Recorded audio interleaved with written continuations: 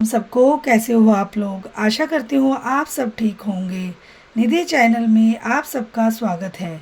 तो आज मैं आपको पुरुषोत्तम मास महात्म्य की अध्याय 10 का पाठ सुनाऊंगी। तो कथा को पूरा सुनिए, बीच में बिल्कुल ना छोड़े।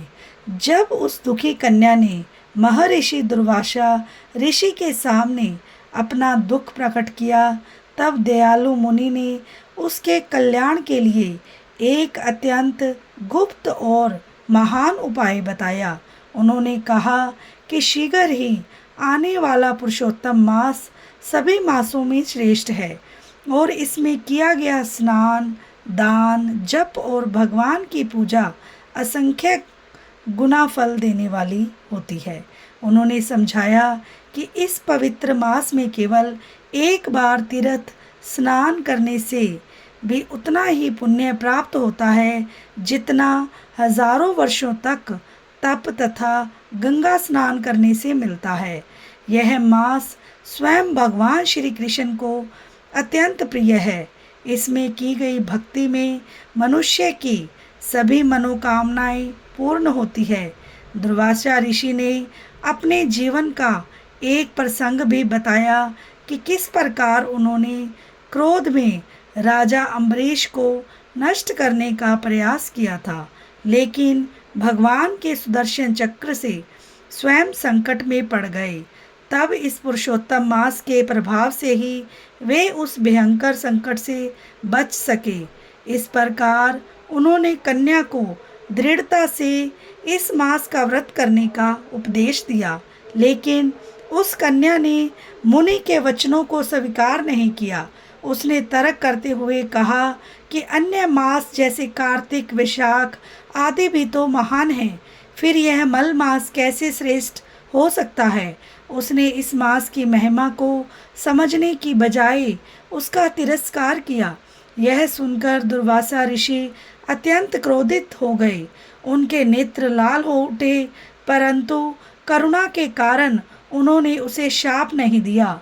उन्होंने सोचा कि यह कन्या अज्ञानवश ऐसा कह रही है और अभी इसके पास सही समझ नहीं है, इसीलिए उन्होंने केवल इतना कहा कि पुरुषोत्तम मास का अनादर करने का फल उसे अवश्य भोगना पड़ेगा, चाहे इस जन्म में या अगले जन्म में। इसके बाद दुर्वासा ऋषि वहाँ से निकल गए। उनके जाने के बाद कन्या का तेज और सौभाग्य क्षीण होने लगा। तब उसे अपने निर्णय पर विचार आया, लेकिन अब वह अलग मार्ग चुन चुकी थी। अंततः उसने निश्चय किया कि वह भगवान शिव की कठोर तपस्या करेगी, क्योंकि उसे लगा कि वही उसके दुखों का निवारण कर सकते हैं।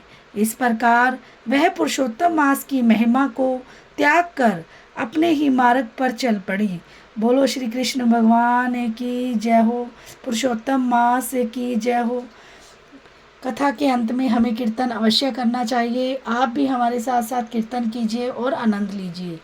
गोविंद मेरो है, गोपाल मेरो है, श्री बांके बिहारी हो, श्री बांके बिहारी, नंदलाल मेरो है। गोविंद मेरो है, गोपाल मेरो है, श्री बांके बिहारी, नंदलाल मेरो है। गोविंद मेरो है, गोपाल मेरो है, श्री मुरली मनोहर घनश्याम मेरो है। गोविंद मेरो है, गोपाल मेरो है, श्री राधा जी गो प्यारो, नंदलाल मेरो है।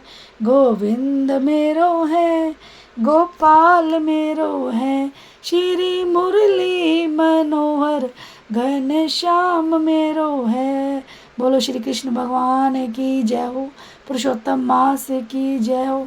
मिलते हैं नेक्स्ट वीडियो में। राधे राधे।